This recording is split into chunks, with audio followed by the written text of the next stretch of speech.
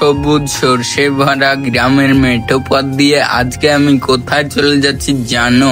আজকে আমি চলে যাচ্ছি আমার মামার বাসায়। মামার বাড়ি গেলেও পস্তাবা না গেলেও পস্তাবা, তাই আমি আজকে চলে যাচ্ছি মামার বাসায়। মামা দাওয়াত দিয়েছে বলে কথা। আর এখানে যেতে যেতে আমাদের দালাল দাদুর সঙ্গে দেখা হয়ে যায়। সে আসলে গরুর ব্যবসা করে, এই কারণে বললাম দালাল। দেখো ভাই, আমরা কিন্তু সেই রকম বড় লোক না, সো আমাদেরকে কিছু করতে হলে, কিছু খেতে হলে, টাকা জমাতে হলে খেটে জমানো লাগে। তাই আমরা ছোটবেলা থেকেই পরিশ্রম করি। আসলে আমাদের বিলে কিন্তু সারা বছর মাছ হয়। আর এই তো গাড়িগুলো দেখছো, এগুলো করে সবাই কিন্তু গরু বয়। মির্জাপুর গ্রামটাকে দেখলে অনেকেই বলো গোবরের দেশ। তো গোবরের দেশে এর থেকে আর ভালো কি উপহার পেতে চাও বলো? এই তো যেতে না যেতে একটা ডাস্টবিন পুকুর রাস্তার ধারে। তো সেসবে কান দিয়ে লাভ নেই। আমার ফুফাতো ভাইরা বসে আছে দোকানে, সেখানে যাই গিয়ে চা খাবো ভাবলাম। তো আমার দাদু আমাকে ডেকে কথা বলছিল। দাদু এখানে বলছিল যে তোর কাজ কাম কেমন চলছে? আমি বললাম যে আলহামদুলিল্লাহ ভালো চলছে, কিন্তু তুই পড়াশোনা এরকম খারাপ করলি কেন? আপনারা অনেকে জানেন যে আমি ফেল করেছিলাম, সেসব নিয়ে আমার কোনো মাথা ব্যথা নেই। কারণ আপনারা সবাই জানেন যে আমার ডান হাতের সমস্যা। আমি লিখতে গেলে আমার ডান হাত দিয়ে লেখা লাগবে, সো আমি লিখতেও পারি না। তো ফেল করব না পাস করব,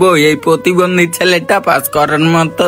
সেখান থেকে আমি চলে যাই দোকানের উদ্দেশ্যে, কারণ দোকানে আমার চাচাতো ভাই সব ভাইয়েরা বসে আছে। সেখানে গিয়ে কিছুক্ষণ কথা বলি। দেখো ভাই, আমার হাঁটতে কষ্ট হয়, আর এটা নিয়ে তোমরা যদি অনেকেই মজা নাও তাহলে কিন্তু আমার করার কিছুই নেই। তোমাদের ইচ্ছা সেটা, আমার হাঁটতে কষ্ট হয়, এটাই বাস্তব। সেখানে গিয়ে কিছুক্ষণ বসার পরে চাচাতো ভাইদের সঙ্গে দাদু বসেছিল, তার সঙ্গে কিছুক্ষণ কথাবার্তা বলার পরে দাদুরা আমার সঙ্গে অনেক মজা করলো। এই যে দেখেন, আমি না বললাম যে গ্রামের ছেলেরা অনেক বেশি পরিশ্রমী হয়, সে কিন্তু লুঙ্গি পরে চলে এসেছিল। আমার মামাতো ভাই হয়, আর এটা হচ্ছে লালটু ভাই, এর নাম লালটু। ভাই রে ভাই, আগের যুগের নাম রাখা লালটু পল্টু, আগের যুগের যে সমস্ত নাম এখন শুনলে সেগুলো হাসি পায় অনেক বেশি। যাই হোক, আমি সেখান থেকে চলে যাই আমার মামার বাসার উদ্দেশ্যে। আর মামার বাসার উদ্দেশ্যে যেতে গিয়ে আমি দেখি দুই দেওয়ালের মাঝ দিয়ে রাস্তা, মানে গ্রামের লোক কাজে ঝামেলা করতে বাহাদুর আছে। তো মামার বাসায় গিয়ে দেখি মামি আমার জন্য গরুর গোস্ত রান্না করছে। তো আমি তো গরুর গোস্ত খাই না। তো সেখান থেকে আমরা চলে যাই একটু